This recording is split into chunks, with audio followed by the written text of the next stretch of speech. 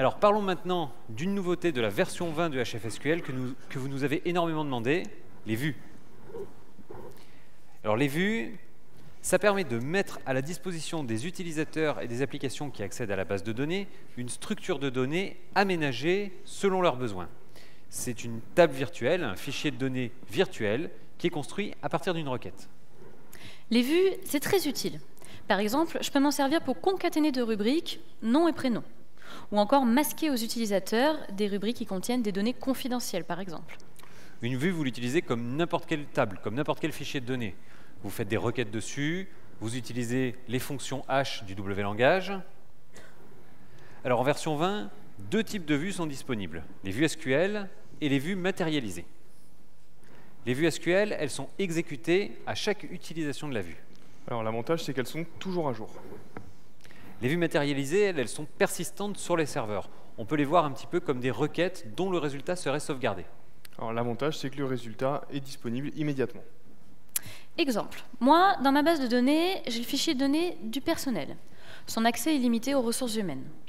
Pour pouvoir réaliser un annuaire, le service informatique a besoin des données, des coordonnées des salariés. Avec les vues, c'est facile. Il suffit de créer une vue avec les noms, prénoms et numéros de téléphone internes et de donner les droits d'accès à cette vue au service informatique. Alors, comme on est 30 000 dans l'entreprise, je ne veux pas que la vue soit recalculée à chaque fois qu'on fait un appel à l'annuaire. Donc là, ce que je veux, c'est créer une vue matérialisée. Alors pour définir une vue, c'est facile, ça se passe dans l'éditeur d'analyse. Donc on va y aller. Voilà. Dans le ruban, je clique sur Nouvelle vue. L'assistant de création de vue se lance. J'indique tout d'abord si la vue doit être matérialisée. Donc ici, Lorelai, elle a dit qu'elle voulait créer une vue matérialisée. Voilà, Okay. Suivant. Ensuite, je donne un nom à la vue. On va l'appeler vue annuaire personnel. Voilà. Alors, pour créer la vue, j'ai le choix. Je peux me faire aider d'un assistant ou taper directement le code SQL. Alors saisir directement le code SQL, ça vous permet par exemple de récupérer le code SQL d'une requête existante pour en faire une vue. Bon, moi, je vais utiliser l'assistant. L'assistant de création de requête se lance. Je sélectionne les informations dont j'ai besoin. Donc ici, dans le fichier du personnel, je sélectionne le nom, le prénom, l'adresse email et la photo. Okay. Et ensuite, je prends également tous les numéros de téléphone. Alors les numéros de téléphone, ils sont dans le fichier des téléphones, ici. Voilà. Okay. Et je termine l'assistant. Je retrouve la vue dans le tree view de l'analyse. Je ferme l'analyse et je la génère pour prendre en compte les modifications. Et pour déployer la vue, j'utilise la synchronisation des données déployées, la modif photo. Alors la modif photo, vous la connaissez, elle vous permet non seulement de synchroniser les structures des fichiers de données, mais aussi de mettre à jour les différents éléments sur le serveur.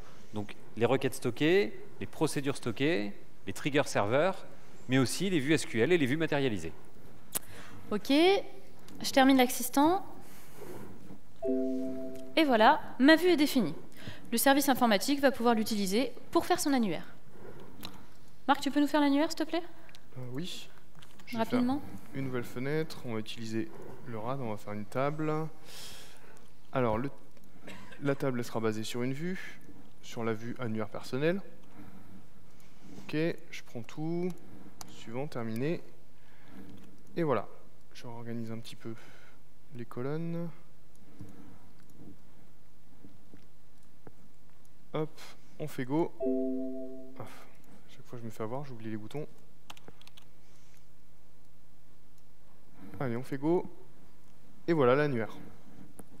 Alors, un petit truc et astuce, à savoir, lorsque vous créez une vue, il n'y a pas de clés qui sont créées par défaut dans la vue, dans les vues matérialisées. Donc si vous avez besoin de créer un index pour faire une recherche, par exemple, vous pouvez utiliser l'ordre SQL createIndex. Voilà, la vue est définie, l'annuaire il est fait. Et alors maintenant, pour indiquer qui a le droit d'accéder à l'annuaire, eh ben, c'est facile, il suffit de définir des droits d'accès sur la vue. Alors ces droits, vous les définissez soit dans le centre de contrôle HFSQL, soit par programmation avec la nouvelle fonction W-langage hmodify droit vue. Et Marc, juste quand il y a un nouveau collaborateur qui arrive dans l'entreprise, comment je fais pour l'ajouter à l'annuaire?